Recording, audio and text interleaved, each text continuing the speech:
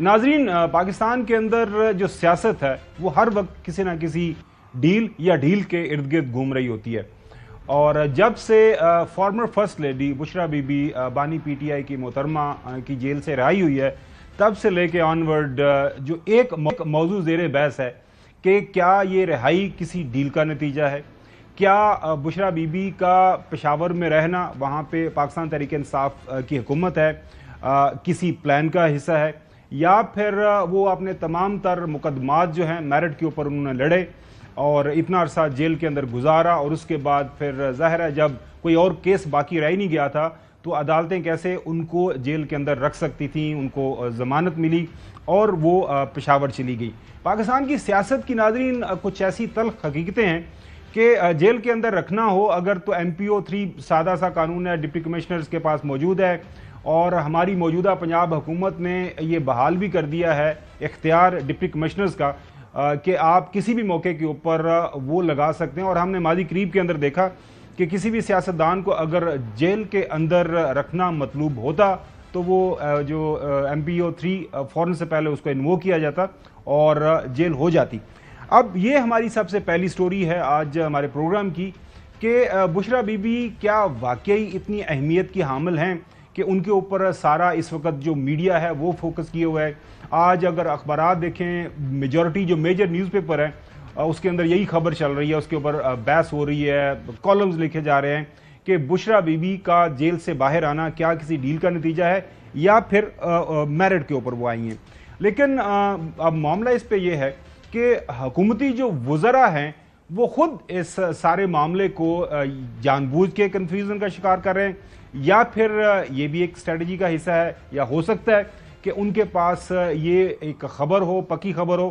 خاص طور پر ہمارے جو ہیں خواجہ آصف صاحب، آپ کو یاد ہوگا ماضی میں جب پاکستان تحریک انصاف اور اس وقت کی اسٹیبلشمنٹ کے درمیان ون پیج کا بڑا ڈنکا آپ کو پتہ ہے سننے کو ہمیں ملتا تھا، دیکھنے کو ملتا تھا، اور جو ہے خواجہ آصف صاحب نے وے بیک 2019 کے آخر میں ایک بیان دیا آن دا فلور آف ہاؤس۔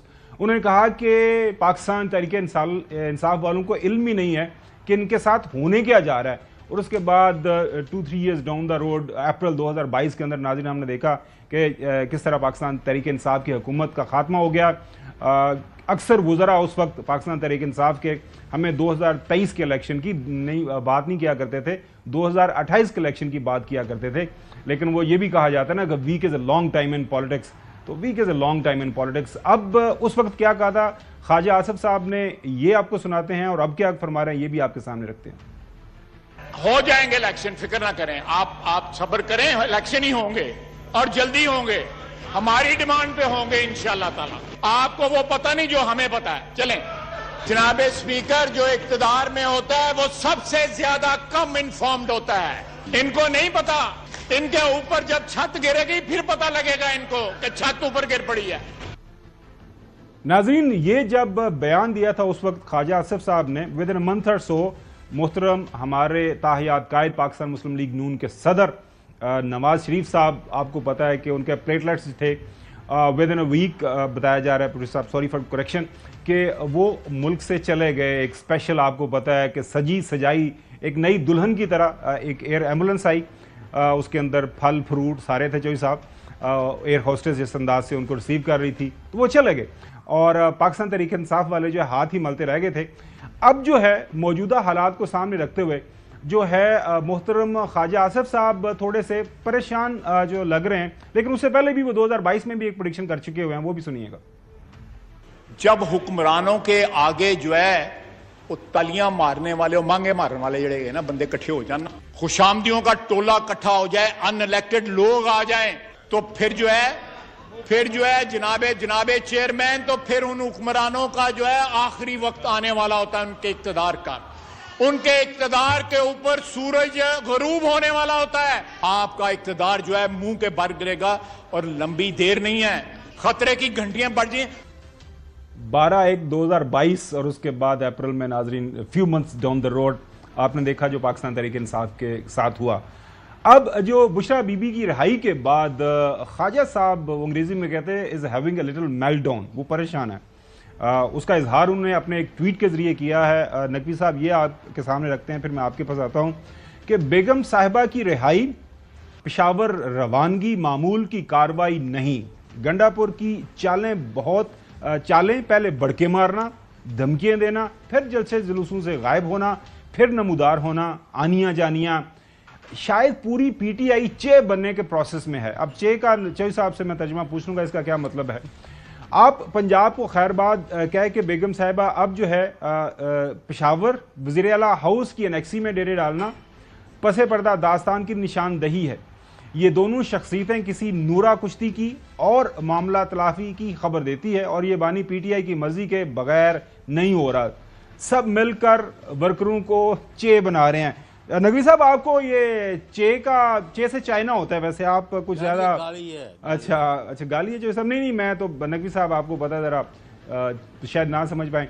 ये क्या हो रहा है नकवी साहब, ये ख्वाजा आसिफ साहब ये क्या कह रहे हैं, मतलब वो अच्छा चेहें चाइना, अच्छा चले और भी बात करते हैं डील पर। जी देखिए, सियासत और सियासतदान कभी भी बराह रास्त बात नहीं करते, इशारों में बात करते। अब मैं आपको साबित करता हूं कि ये डील है। ख्वाजा साहब ने तो अपनी एक फ्लो में ये बात कर दी, मैं आपको डॉट कनेक्ट करके साबित करता हूं कि ये डील है। देखिए, बुशरा बीबी जब बरीगाला में कैद थी तो उन्होंने कहा नहीं, मुझे अडियाला जेल लेके जाओ जहां इमरान खान कैद है, मैं वहीं पर कैद होंगी और उस वक्त तक बाहर नहीं निकलूंगी जब तक इमरान खान को नहीं छोड़ा जाएगा। और ऐसा उन्होंने एक दफा नहीं, कई दफा कहा। बहरहाल अब वो बाहर आ गई।